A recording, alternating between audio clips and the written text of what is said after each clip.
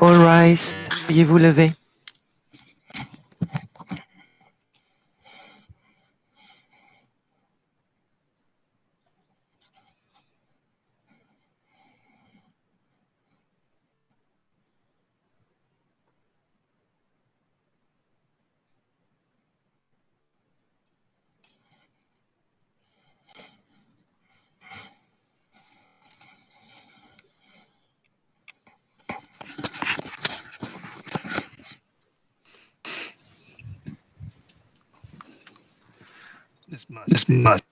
Le président, Maître Massida, je vous en prie, poursuivez.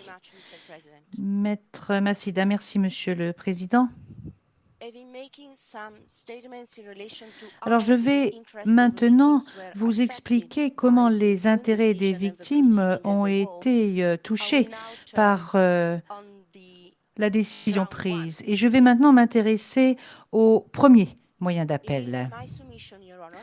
J'avance, messieurs les juges, madame les juges, que la majorité a commis une erreur de droit et ou de procédure en ne respectant pas les prescriptions obligatoires du paragraphe 5 de l'article 74 du statut lorsqu'elle a acquitté oralement M. Gbagbo et M. Blé-Goudé par le truchement d'une décision orale non motivée et qui n'a pas été prise en toute connaissance de cause et qui a été suivie par une communication 6 mois plus tard des motifs écrits.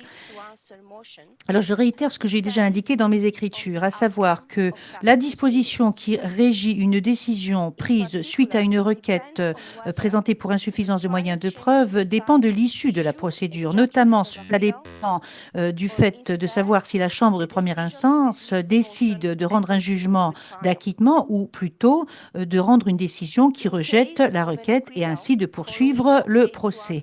En cas d'acquittement suite à une procédure requête pour insuffisance de moyens de preuve, la seule disposition applicable est l'article 74 du statut. Et à cet égard, et conformément à la jurisprudence constante du TPY, faire droit à une requête pour insuffisance de moyens de preuve et prononcer en conséquence un acquittement à mi-parcours, et cela a été rappelé par M. Gallmetzer ce matin, a le même effet pratique que de prononcer un acquittement à la fin du procès. Contrairement à ce que la défense de M. Blé-Goudé suggère, la jurisprudence du TPY n'a jamais fait de différence entre désacquittement suite à une décision faisant droit à une requête pour insuffisance de moyens de preuve des jugements prononcés à la fin du procès. Au lieu de cela, la jurisprudence du TPY a été constante et a conclu que seule une décision qui rejette une requête pour insuffisance de moyens de preuve exige de la part de la Chambre de première instance pertinente une certification. Et ce type de certification n'est jamais requise lorsque l'on fait droit à la requête pour insuffisance de moyens de preuve et lorsque l'accusé est acquitté. Alors, trois affaires plutôt sont citées par la défense de M. Blé-Goudé. Et les chambres pertinentes ont expliqué longuement la différence entre le rejet d'une requête pour insuffisance de moyens de preuve et le prononcé du jugement définitif qui condamne l'accusé à la fin d'un procès et l'appel interjeté ne faisant pas droit à une requête. Et pour cela, il faut toujours avoir certification de la part d'une chambre de première instance. Les chambres de première instance et d'appel du TPY ont toujours fourni des explications claires sur la différence pour ce qui est de la nature et des recours disponibles entre une décision qui fait droit et une autre décision qui rejette une requête pour insuffisance de moyens de preuve. Une décision qui fait droit à une requête pour insuffisance de moyens de preuve a été assimilée à un acquittement final. Dans l'affaire Blagojevich, la Chambre de première instance a noté, et je cite, que lorsqu'il est fait droit, en tout ou en partie, à une requête déposée en application de l'article 98 bis, qui est la disposition pour le TPY qui régit les procédures de requête en insuffisance de preuve, la Chambre prononce l'acquittement. Fin de la citation. Et la référence, c'est l'affaire Blagojevic, la décision du 23 avril 2004, paragraphe 11-13. Dans l'affaire Karadzic, la Chambre de première instance a précisé que, en cas d'accueil d'une requête pour insuffisance de moyens de preuve, et je cite, ne peut pas être considérée une décision contre laquelle un appel interlocutoire doit préalablement avoir été certifié. Et cela est différent d'une décision portant rejet d'une requête présentée dans le cadre de l'article 98 bis qui n'implique pas que la Chambre de première instance se prononce sur la culpabilité de l'accusé et reste une décision contre laquelle il ne peut être interjeté appel qu'après certification. Fin de la citation. Et la référence est l'affaire Karadzic, décision du 13 juillet 2012, paragraphe 10. Il y a une conclusion qui a été retenue par la Chambre d'appel dans la même affaire avec le jugement du 11 juillet 2015 et je fais référence au paragraphe 9. Il peut donc être conclu que c'est la nature finale d'un acquittement et l'applicabilité du régime ne bis in idem qui détermine la nature du jugement final.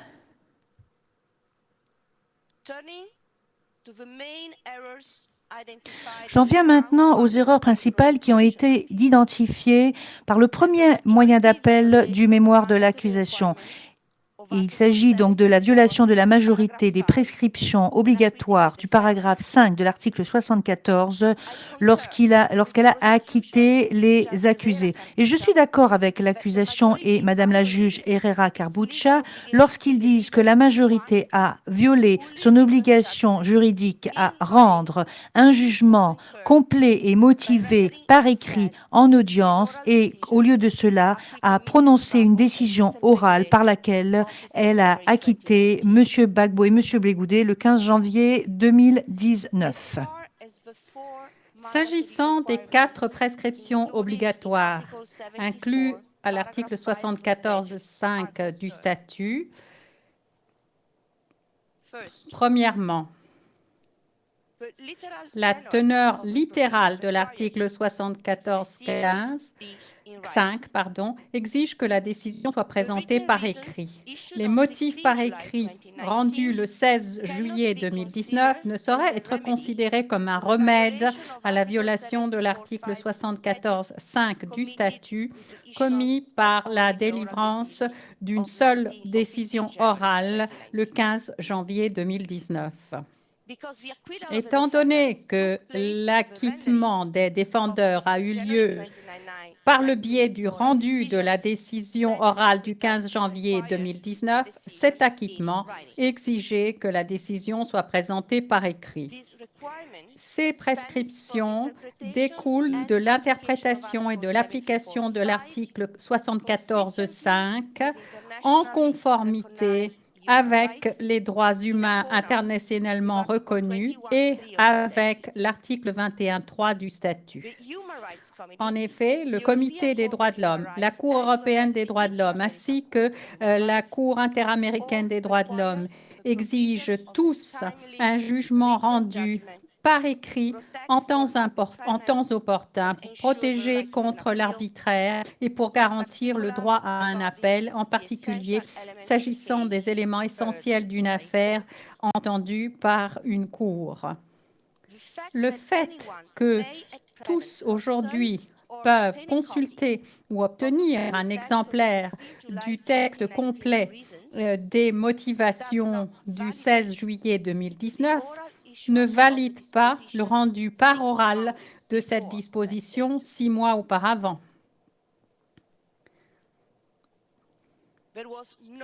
Il n'y avait pas eu d'autres décisions délivrées précédemment sur les faits et le bien fondé d'une requête en insuffisance de moyens à charge. Il était donc nécessaire pour le public et de manière plus importante encore pour les victimes participantes de savoir les motifs pour lesquels M. Gbagbo et M. Blé-Goûté avaient été acquittés.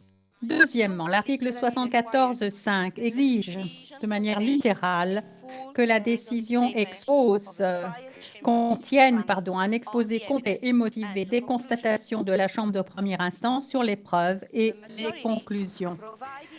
La majorité a fourni des explications insuffisantes sur la manière dont elle était arrivée à ces constatations. La lecture des conclusions et du verdict contenu dans la décision orale du 15 janvier 2019 ne saurait être considérée comme un exposé complet et motivé des constatations, étant donné que la Chambre de première instance n'a même pas fourni un résumé de la manière dont elle avait atteint ses conclusions. En particulier, la Chambre aurait dû expliquer, même sous une forme résumée, de quelle manière elle avait évalué les éléments de preuve et quelles étaient les preuves qu'elle avait considérées comme pertinentes pour en arriver à ses conclusions. En l'absence d'une explication complète de la décision orale du 15 janvier 2019, eh bien, troisièmement, la majorité n'a pas délivré en audience publique les motifs de sa décision. De nouveau, le caractère littéral de la disposition exige que la décision ou un résumé avec les opinions de la majorité et de la minorité soit prononcé en audience publique. À cet égard, la Chambre de première instance a commis une erreur de droit en s'appuyant sur la règle 144 du règlement pour prononcer uniquement par écrit les raisons sous-tendant la décision orale du 15 janvier 2019. La règle 144.2 ne fait référence qu'au fait de fournir aux participants à la procédure des exemplaires de la décision de la Chambre de première instance en ce qui concerne la responsabilité pénale de l'accusé. Le libellé de la disposition n'exempte pas la Chambre de première instance de prononcer ses motifs également par oral, en application de la teneur littérale de l'article 74.2. C'était donc une erreur de la part de la Chambre de première instance de s'appuyer sur la règle 144.2 pour ne pas fournir par oral les raisons de sa décision du 15 janvier 2019 et de le faire par écrit uniquement le 16 juillet 2019. Rien dans la règle 144.2 ne vient contredire le libellé de l'article 74.5 du statut. Si l'on veut argumenter qu'il existe une contradiction entre les deux dispositions, alors la règle 144 doit toujours être interprétée et appliquée en conformité avec l'article 74.5 tel que le requiert l'article 51.4 et 5 du statut.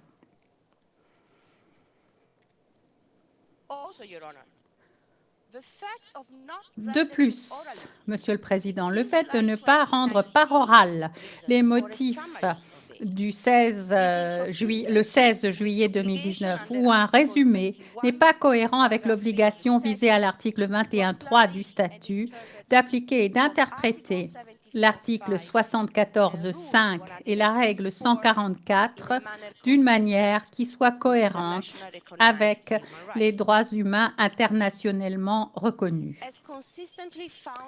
Comme la Chambre d'appel l'a systématiquement constaté, Les droits humains internationalement reconnus ne sauraient altérer le contenu des textes juridiques de la Cour, mais ils contribuent à l'application et à l'interprétation de ces textes juridiques. En la présente affaire, une interprétation de l'article 74.5 du statut et de la règle 144 du règlement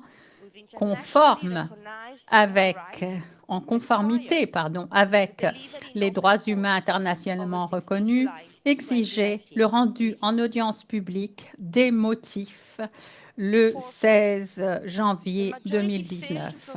Quatrièmement, la majorité n'a pas fourni de manière simultanée le verdict et les motifs le sous-tendant.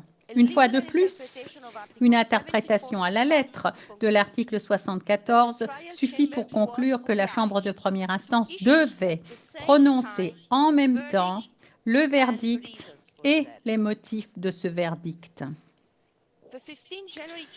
La décision orale du 15 janvier 2019 n'incluait pas la moindre référence à la recevabilité de tel ou tel élément de preuve et pas même les conclusions les plus pertinentes pour la majorité.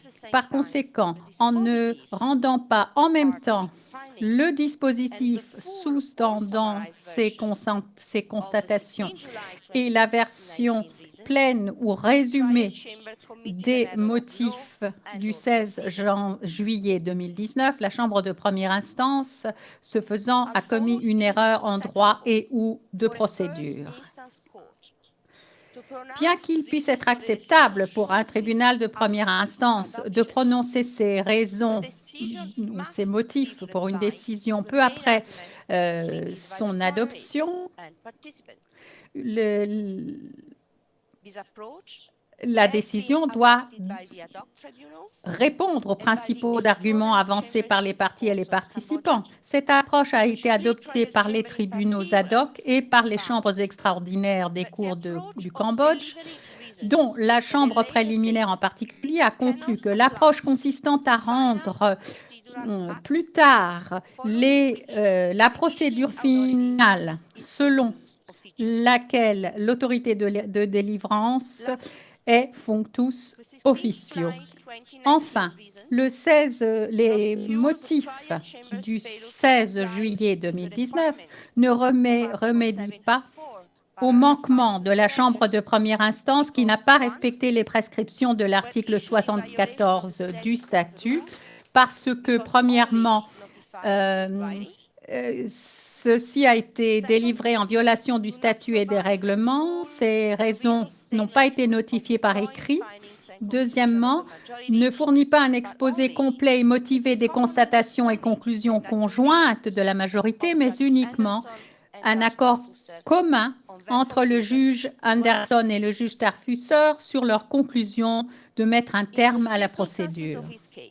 Dans les circonstances de la cause, comme l'a souligné Mme Brady ce matin également, il est très probable que la Chambre de première instance, si elle n'avait pas commis les erreurs de procédure et de droit alléguées, n'aurait pas rendu la décision orale du 15 janvier 2019 et aurait soigneusement examiné tous les éléments de preuve avant d'interrompre l'affaire. En outre, et pour conclure, l'historique procédural de cette affaire vient confirmer encore le point de vue de la juge Herrera Carbucha que la décision motivée ensuite suggère que la majorité n'avait pas analysé tous les faits et les éléments de preuve avant de rendre sa décision, en violation de son devoir de mener un procès équitable et rapide. Cette déclaration du juge Herrera Carbucha semble étayée par le fait que le 10 décembre 2018, la majorité proprio motu a convoqué une audience qui s'est tenue le 13 décembre 2018 sur la poursuite de la détention des défendeurs et a demandé les vues des parties et des participants sur le caractère approprié et les modalités d'une mise en liberté provisoire. Le président interrompant. Madame Massida, il vous reste 5 minutes. Madame Massida. À ce moment-là, le 13 décembre 2018, les délibérations devaient encore arriver à leur conclusion, étant donné que les plaidoiries orales sur ces motions en insuffisance de moyens à charge n'étaient intervenues que 3 semaines auparavant. Entre le 13 décembre 2018, l'audience, et le 15 janvier 2019, la décision orale, moins d'un mois ne s'écoule avec les vacances judiciaires et la période des fêtes. Il est par conséquent difficile d'imaginer comment la Chambre a pu avoir le temps de discuter de la totalité des arguments déposés par les parties et les participants au sujet de la requête en insuffisance de moyens à charge. Ceci conclut, Monsieur le Président, mes arguments au sujet du moyen numéro 1. Moyen numéro 1 qui devrait être confirmé à notre avis. Le Président, merci. Je vais maintenant inviter le représentant de Monsieur Gbagbo à prendre la parole. Vous disposez de 30 minutes. Merci, Monsieur le Président. Monsieur le Président, c'est le professeur Jacobs qui, au nom de l'équipe de défense de Laurent Gbagbo, répondra sur le premier moyen d'appel.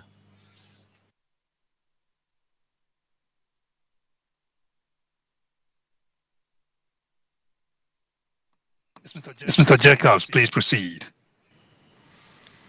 Merci, Monsieur le Président. Monsieur le Président, Mesdames, Messieurs les juges, nous pensions répondre aujourd'hui à un procureur. Or, à la lumière des soumissions de la LR, représentante légale des victimes, il apparaît que nous répondons aujourd'hui à 2 procureurs. En effet, la représentante légale des victimes semble s'affranchir du cadre juridique de l'appel et considère qu'elle n'a aucune règle particulière à respecter, se plaçant ainsi en position de second procureur. Revenant sur toutes sortes de reproches qu'elle fait aux juges de première instance et ne font pas l'objet de l'appel formé par le procureur. La représentante légale des victimes agit donc comme un second procureur qui dépasse le cadre de l'appel et, partant de là, porte atteinte à l'équilibre et donc à l'équité de la présente procédure. Nous devons donc rapidement revenir sur les affirmations de la représentante légale des victimes avant d'adresser les soumissions du procureur. Tout d'abord, la RLV remet en cause la manière dont le procès a été conduit de façon générale. Alors que, premièrement, comme nous l'avons montré dans notre réponse à ces soumissions écrites, elle ne s'est jamais plainte de cette procédure pendant le procès. Et deuxièmement, elle omet de dire que chaque exemple procédural qu'elle donne a eu pour conséquence que le procureur a eu la plus grande marge de manœuvre, la plus grande liberté pour présenter son dossier comme il l'entendait. Par exemple, comme note le juge Anderson au nom de la majorité dans ses motifs, procéder à l'examen de l'admissibilité de la preuve au cours du procès aurait conduit à en exclure une grande partie en amont et à rejeter d'autant plus ces accusations au stade du no case to answer. Et je vous renvoie au paragraphe 41. Mr. Jacobs, there is a pace. Maître Jacobs, il faut que vous respectiez un certain rythme de votre intervention. Ne parlez pas trop vite.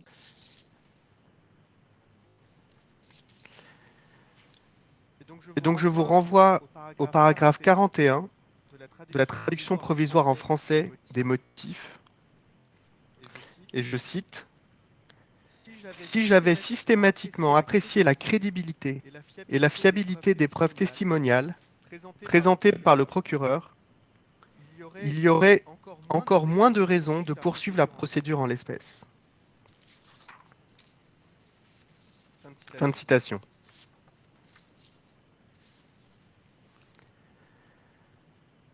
Ce point est important, puisqu'il conduit à constater que dans ce cadre procédural, le plus favorable pour lui, le procureur n'a pas été en mesure de démontrer l'existence des charges alléguées contre les personnes accusées. Venir aujourd'hui reprocher au juge d'avoir porté atteinte à l'équité de la procédure en adoptant des pratiques qui se sont avérées globalement favorables à l'accusation n'est donc pas un argument recevable.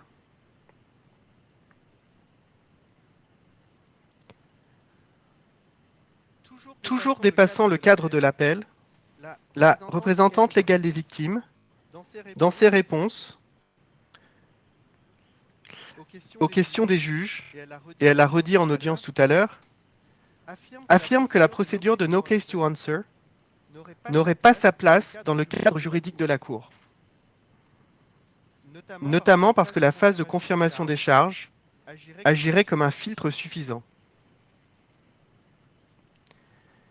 Et, je cite la traduction non définitive de l'écriture 1351, paragraphe 7 de la représentante légale des victimes, en temps normal, il ne devrait pas y avoir de changement profond entre les éléments de preuve déjà examinés au stade préliminaire et ceux présentés au procès. Fin de citation.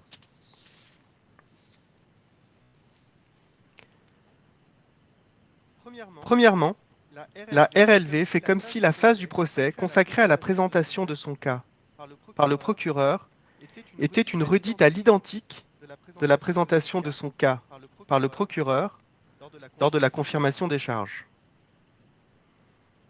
En d'autres termes, si l'on prend notre affaire,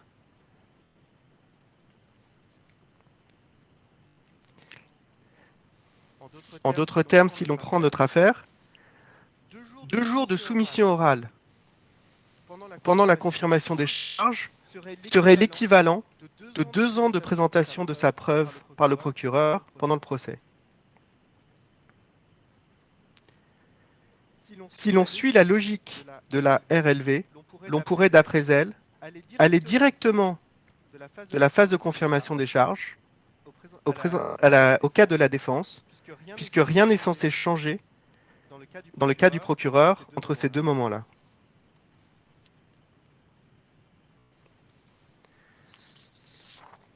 Deuxièmement, l'affirmation de la RLV tente de faire oublier ce qu'il s'est passé spécifiquement dans notre affaire.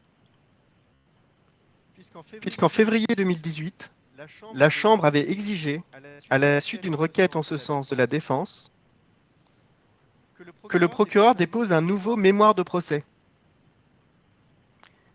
qui indiquerait la manière dont la preuve soutiendrait les charges. Et je renvoie à la décision 1124, paragraphe 9. Il était nécessaire pour le procureur de déposer un mémoire de procès à l'issue de la présentation de son cas, puisqu'il était impossible à ce moment-là de savoir quel était son cas, ses témoins ayant présenté à l'audience une version des événements qui ne soutenait pas les charges. Enfin,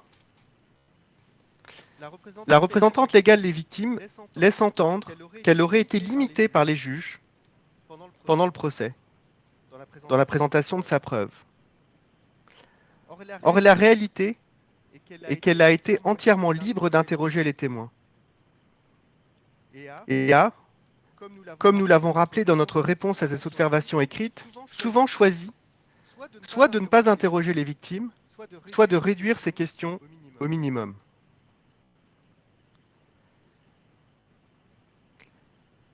Elle a aussi choisi elle a aussi renoncé à faire venir des témoins et à présenter des éléments de preuve lorsque l'occasion lui a été donnée.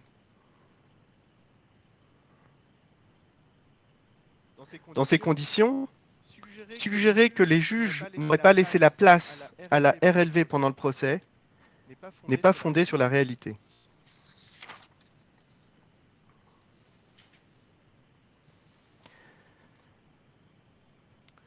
Pour revenir aux soumissions du procureur sur son premier moyen d'appel. La raison d'être d'une procédure de no case to answer est la préservation des droits de la personne poursuivie. La procédure de no case to answer répond à une logique claire. Il serait injuste d'imposer à la défense de devoir présenter un cas lorsque le procureur n'a pas, à la conclusion de son propre cas, présenté au juge des éléments suffisants et suffisamment solides pour soutenir une condamnation. Cette position découle du fait que la charge de la preuve repose sur le procureur, conséquence procédurale naturelle du respect de la présomption d'innocence.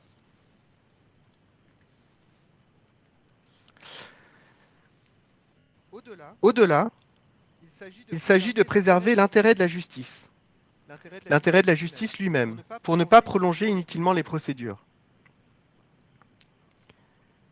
C'est dans l'intérêt de tous les protagonistes, pour garantir l'efficacité de la procédure et l'utilisation raisonnable des moyens de la Cour.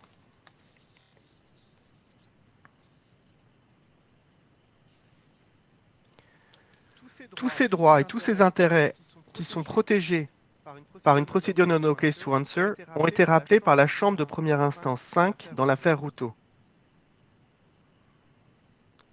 Et je vous renvoie à la décision 1334 au paragraphe 12 et 16.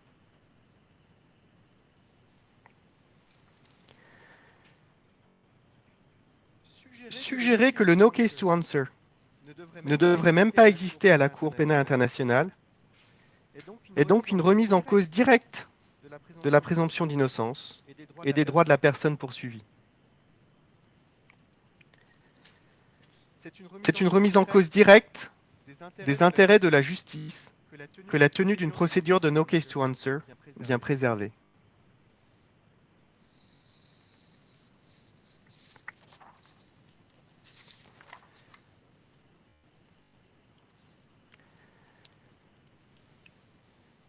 Il convient dans ce contexte de constater que dans la présente affaire, la Chambre de première instance a clairement été guidée pendant toute la procédure de no case to answer par l'exigence de protéger les droits de la personne poursuivie et a généralement suivi une procédure claire et respectueuse des droits procéduraux de toutes les parties et participants. Elle a été la garante de l'intérêt de la justice.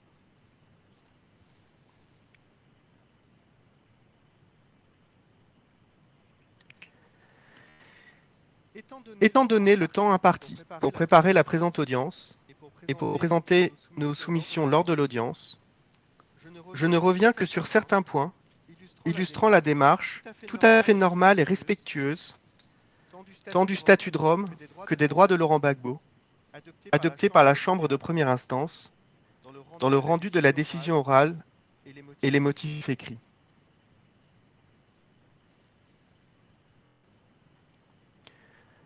Premièrement, regardant la décision orale, les juges ont rendu une décision conforme au respect des droits de Laurent Gbagbo et à l'esprit du statut.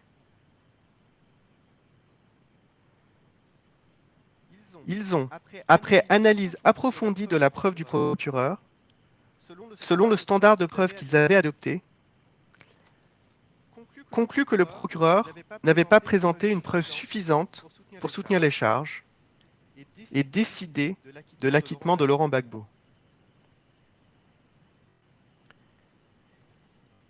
Ils ont prononcé cet acquittement le 15 janvier 2019, avec pour effet logique et immédiat sa remise en liberté, le temps de la finalisation de la rédaction des motifs écrits.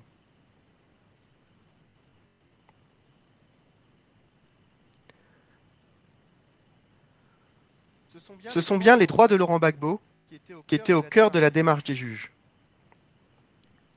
comme il l'aurait été pour tout juge dans la même situation.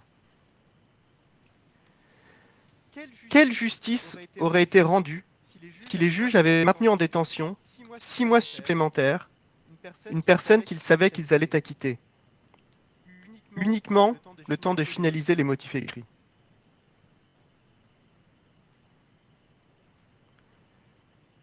Cela aurait créé, au contraire, une réelle injustice de procéder ainsi. Et c'est cette injustice que le procureur reproche en définitive au juge de ne pas avoir commise.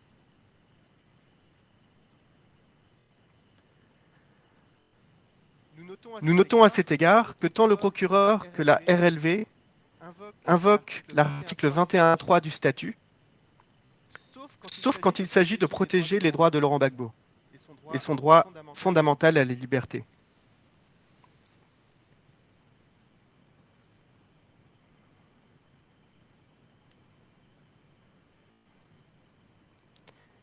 Ignorant donc les droits fondamentaux de Laurent Gbagbo, le procureur avance que les juges auraient dû appliquer strictement l'article 74.5 du statut. Plusieurs remarques rapides sur ce point. Première remarque. Puisqu'une procédure de no case to answer n'est pas explicitement prévue au statut de Rome, il est difficile d'affirmer, comme le fait le procureur, que l'article 74.5 serait automatiquement applicable au rendu d'une décision en no case to answer.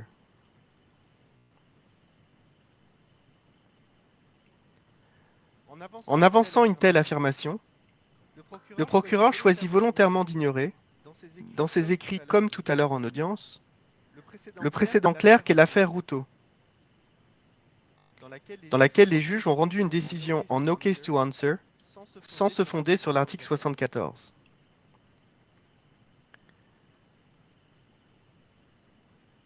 Le procureur affirme que ce précédent n'est pas applicable puisque les juges avaient prononcé une annulation des charges et non pas un acquittement. Mais rien n'indique dans la décision dans l'affaire Routot que les juges auraient procédé différemment s'ils avaient prononcé un acquittement plutôt qu'une annulation des charges. Rien n'indique qu'ils auraient suivi les prescriptions de l'article 74.5.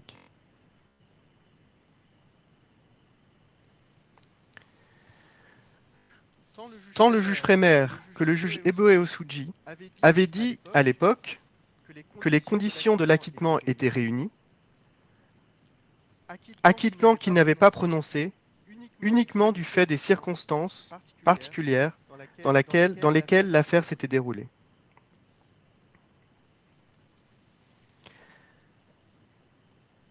L'approche qu'il convient d'appliquer est donc la suivante.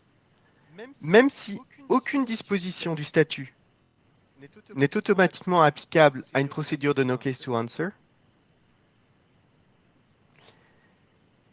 il est normal que dans leur approche, les juges s'inspirent, au cas par cas, des dispositions du statut dont la teneur, dont le contenu peut les aider et les guider dans la mise en place d'une telle procédure.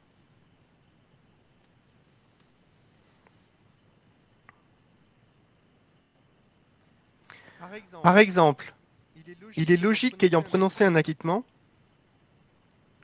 les juges de la Chambre de première instance se soient inspirés de l'article 81 du statut pour prononcer la mise en liberté immédiate de Laurent Gbagbo. Non pas parce que cet article est formellement applicable à une procédure de no case to answer,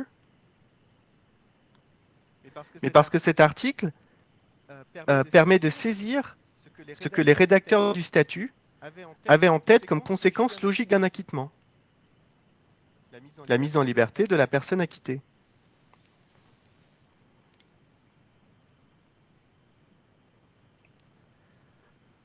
Dans le même sens, même si l'article 74.5 n'est pas formellement applicable à une procédure de no case to answer, il est normal que les juges s'en inspirent, puisque cet article donne à voir ce que les rédacteurs du statut pensaient important que les juges fassent au moment du rendu d'une décision. Qu'ils la motivent, qu'ils rendent une seule décision et qu'ils rendent une décision publique. Ainsi, pour la défense de Laurent Gbagbo, la question n'est pas tant d'identifier quels articles du statut s'appliqueraient automatiquement à une procédure de no case to answer, mais de déterminer si, au cas par cas, la procédure suivie par les juges a respecté l'esprit du statut, lequel a été rédigé pour préserver les droits de la personne poursuivie.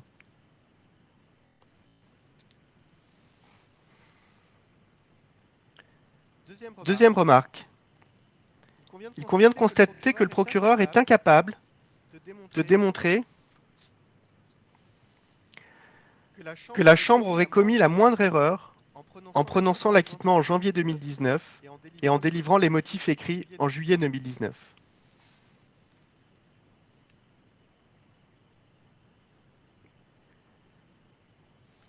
Troisième remarque. Le procureur reproche à la décision orale de janvier 2019 de n'avoir pas été suffisamment motivée. En procédant ainsi, le procureur maintient une confusion depuis le début de l'appel entre la décision orale et la décision écrite. Il suffit de lire l'article 74.5, dans la mesure où l'on peut s'en inspirer dans le cadre d'une procédure de no case to answer, pour constater que l'obligation ou l'exigence de motivation s'applique à la décision écrite, pas la décision orale.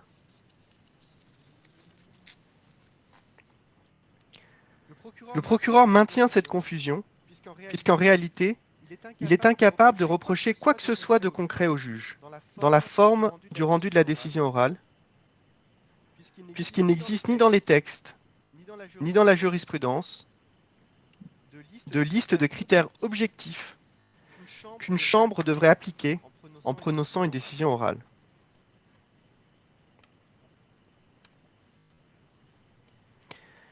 Cinquième remarque. Concernant toujours la décision orale d'acquittement, les juges ont eu amplement le temps d'analyser la preuve du procureur et les arguments des parties, comme ils l'ont rappelé dans la décision orale elle-même, puisqu'ils ont prononcé l'acquittement, et je cite, « Après avoir méticuleusement analysé les éléments de preuve et pris en considération tous les arguments de droit et de fait présentés oralement et par écrit par les parties et participants. » Fin de citation. Je viens de citer le transcrit T232, page 2, lignes 26 à 28. L'affirmation du procureur, selon laquelle les juges n'auraient pas été pleinement informés au moment de rendre leur décision, puisqu'ils n'auraient pas eu le temps d'analyser toute la preuve du procureur, est donc une attaque sans fondement contre l'intégrité des juges.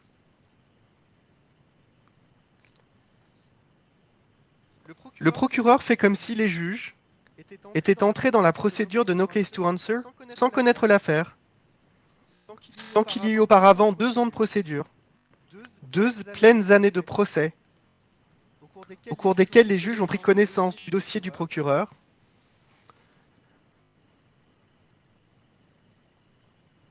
au fur et à mesure des témoignages et de la soumission des éléments de preuve. Les juges n'ont pas découvert le dossier du procureur le jour du dépôt par la défense de sa requête en no case to answer. Ils n'ont pas plus dû attendre la fin des audiences de novembre 2018 pour connaître le fond du dossier du procureur.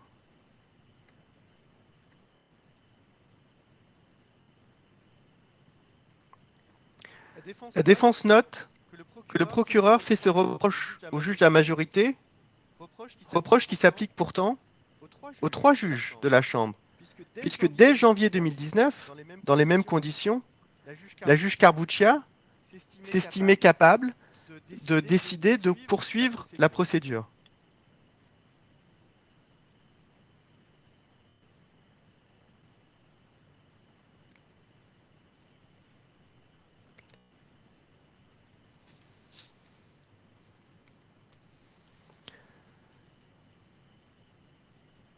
Si le procureur estime que la juge Carbuccia était en mesure, dès janvier 2019, de se prononcer sur le dossier du procureur, le procureur doit aussi estimer que la même chose est vraie pour les juges de la majorité.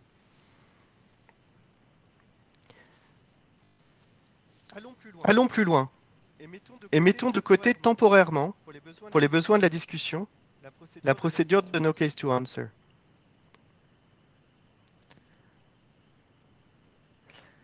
En toute logique, puisque la charge de la preuve repose sur le procureur, les juges devaient pouvoir, en théorie, se prononcer sur le fait de savoir si le procureur avait démontré les charges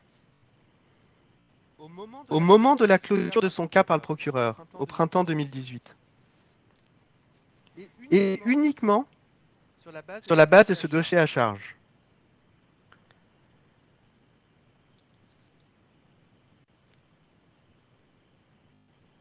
Disons-le clairement.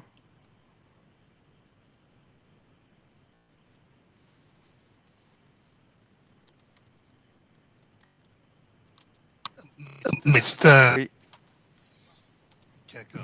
Maître Jacobs, pourriez-vous répéter les tout derniers éléments que vous venez d'aborder, s'il vous plaît? Nous n'avons pas tout à fait saisi. Bien sûr, Monsieur le Président. Je reprends au moment où...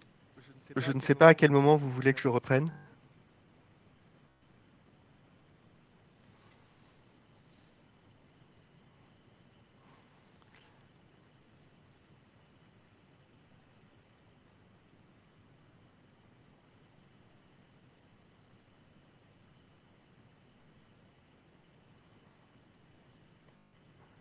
Monsieur le Président.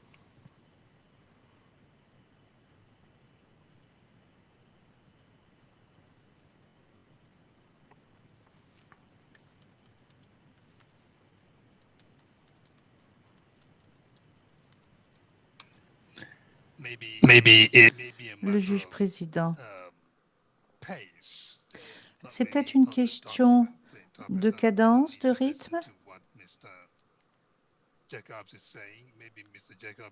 Maître Jacobs, peut-être que vous devriez parler moins lentement pour que les interprètes puissent vous entendre.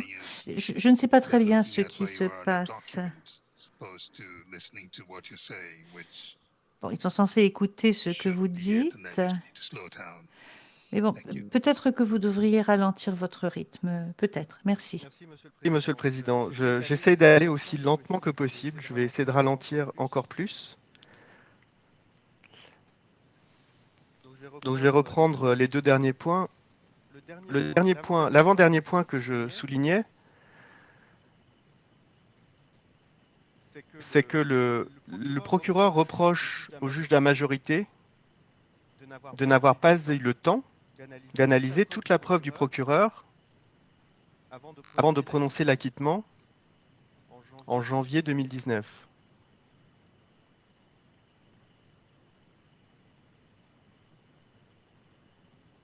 Je vois des messages sur le chat me demandant de reprendre au moment où le second interprète a pris le relais, donc je ne sais pas à quel moment c'est.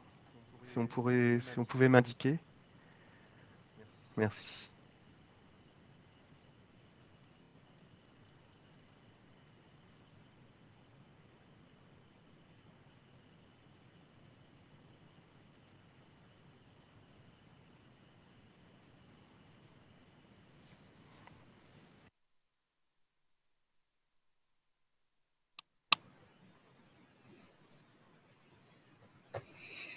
Mr. Jacobs?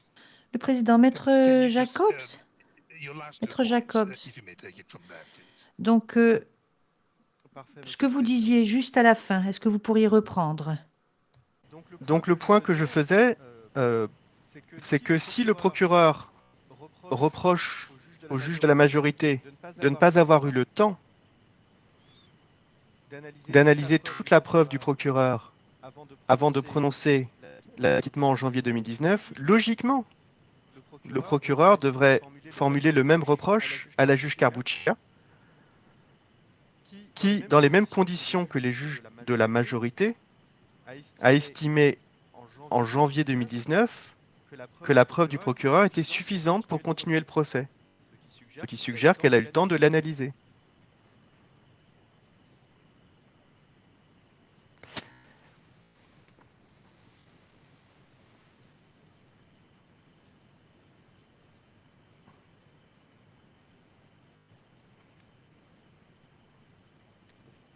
Est-ce que tout va bien avec l'interprétation?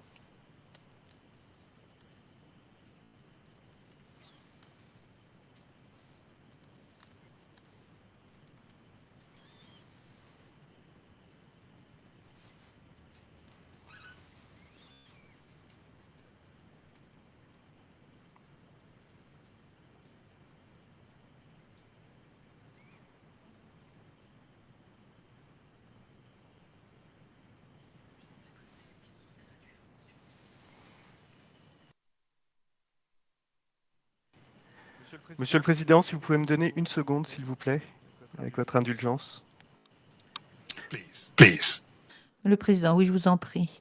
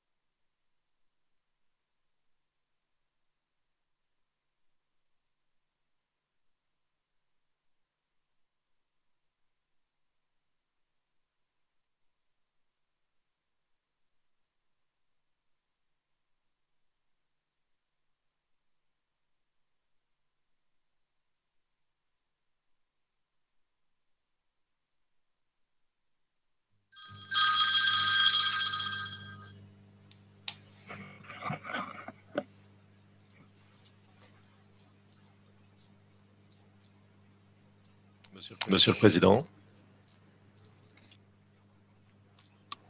Yes, proceed.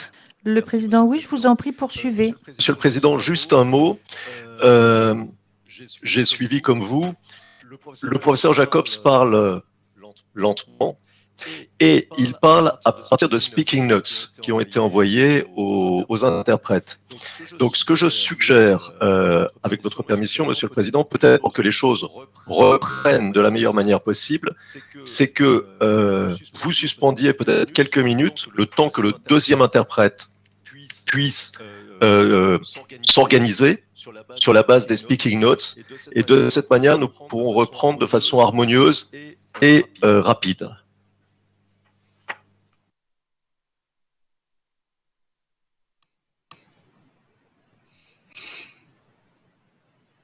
Mr. Altit, Le juge président, Maître Altit, nous vous avons entendu. you may be fed from different stations as well. There may be difficulties, but I can see that Enfin, the je language section peux is voir looking into it. qu'il semblerait qu'il y ait un problème We technique, have que yet another les responsables 15 or so minutes to go. de la section 10 linguistique minutes, so s'en occupent. we're Donc nous avons reluctant to encore quelques minutes qui sont prévues. for that law Je, if we haven't exhausted all options. enfin Now, bon, je ne sais pas si je suis tout à fait disposée à suspendre ou à interrompre la séance maintenant. Donc je vous demande, maître, de reprendre. Reprenez ce que vous veniez de dire. Au moins, ce sera des points qui auront été faits clairement et de manière répétée.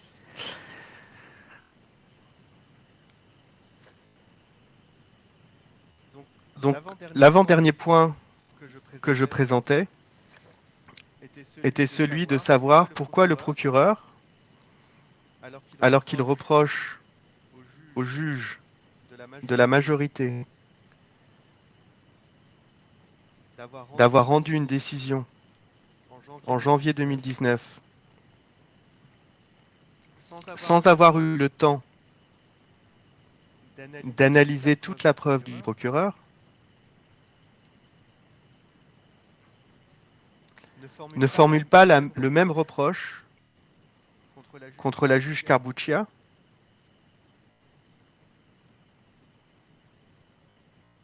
qui dans les mêmes conditions,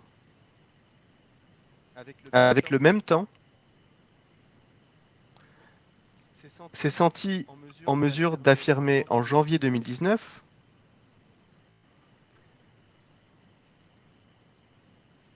que le dossier du procureur était suffisamment solide.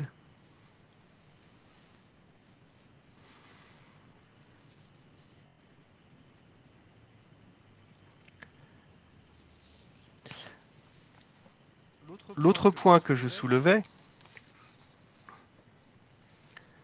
si on met de côté la procédure de no case to answer,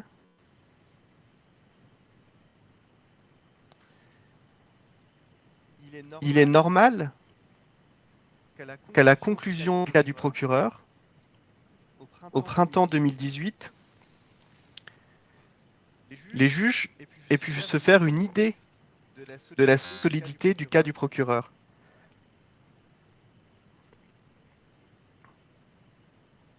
Et aient pu vérifier s'il était possible de déterminer si le procureur avait démontré les charges au-delà de tout doute raisonnable.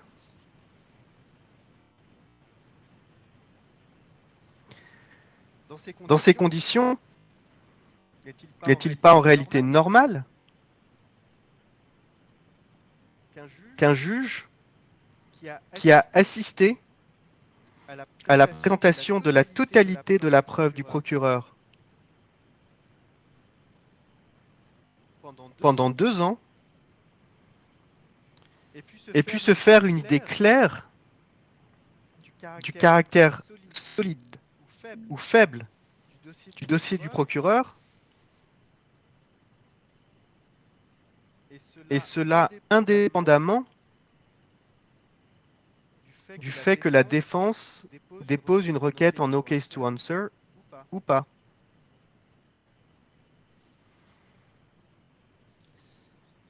Disons-le clairement. Le fait qu'un juge ait une idée claire de ce qu'est le dossier de l'accusation à l'issue de la présentation de son cas par le procureur ne peut être assimilé à un biais, contrairement à ce que semble suggérer le procureur. Cela relève de l'exercice normal de la fonction de juge.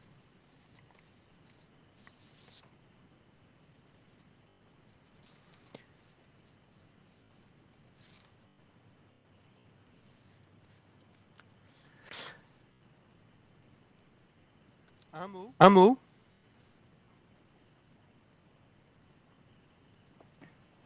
Mr. Jacob, did you hear that? Le président Maître Jacob, vous m'entendez? Les interprètes nous disent qu'il y a un écho et que de ce fait, ils ne sont pas en mesure d'entendre clairement ce que vous dites. Alors, nous ne savons pas d'où vient cet écho, mais ce que nous pourrions peut-être faire entre-temps, et je m'adresse à la greffière d'audience qui nous aide, peut-être que vous pourriez faire en sorte d'éteindre tous les micros qui sont allumés. Est-ce qu'ils sont tous éteints? Bon, visiblement, ils sont tous éteints. Donc, il n'y a que 2 microphones, le mien et le vôtre, maître. Et bien entendu, les micros des interprètes. Alors, est-ce que vous pourriez, une fois de plus, essayer, maître? Je sais que nous vous avons interrompu en plein élan et de toute façon, tout le temps perdu vous sera à nouveau accordé. Interpreter, is that better now?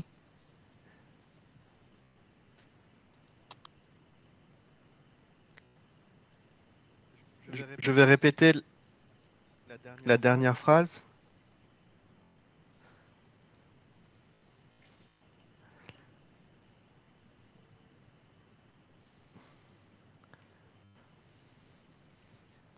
Le fait qu'un juge ait une idée claire de ce qu'est le dossier de l'accusation à l'issue de la présentation de son cas par le procureur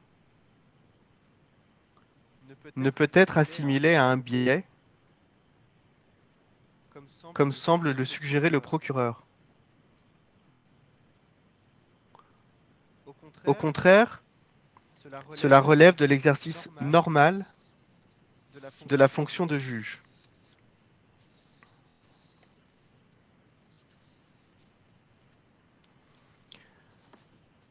Un dernier point sur la décision orale avant de passer à la décision écrite.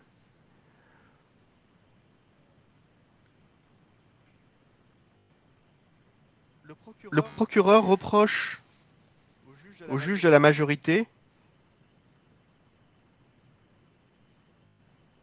de ne pas avoir procédé à l'évaluation de l'admissibilité de tous les éléments de preuve.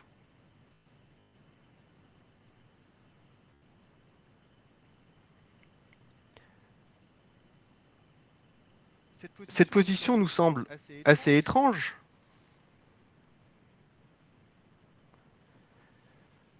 puisque premièrement, le procureur a passé toute la procédure de no case to answer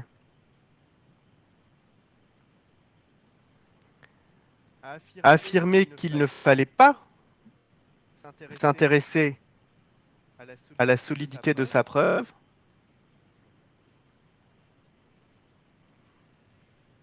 et qu'il fallait la considérer à son plus haut.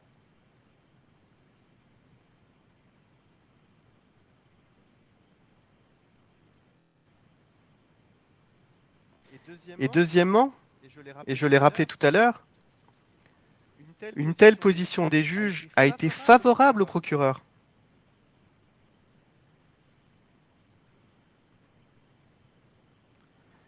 Puisque, comme je l'ai dit tout à l'heure, le juge Anderson a rappelé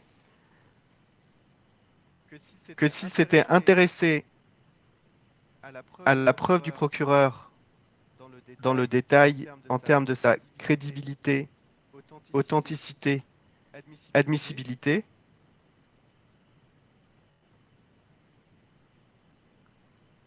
il aurait eu d'autant plus de raisons d'exclure une grande partie de cette preuve et de rejeter les charges.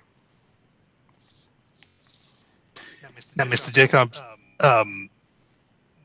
let's leave it there. Le président, Maître Jacobs, bon, nous allons nous en tenir à cela pour maintenant. Nous allons peut-être faire une pause maintenant, ce qui donnera à l'interprète qui travaille en cabine anglaise le temps de se reposer un peu. Et lorsque nous reviendrons, nous vous donnerons la parole à nouveau. À une petite seconde, je vous prie.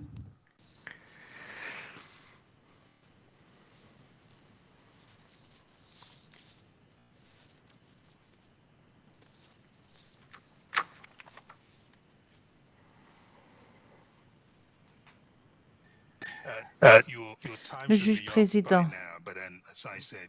En fait, vous auriez dû avoir écoulé votre temps de parole. Mais bon, vous avez quand même été interrompu du fait de nombreuses difficultés techniques, donc nous vous accorderons 5 minutes pour mettre un terme à votre intervention. Merci beaucoup. Alors, nous allons donc maintenant lever l'audience. Il est exactement 12h45. Ah non, non, non, excusez-moi, nous aurions dû lever l'audience à 12h45 et revenir à 13h30.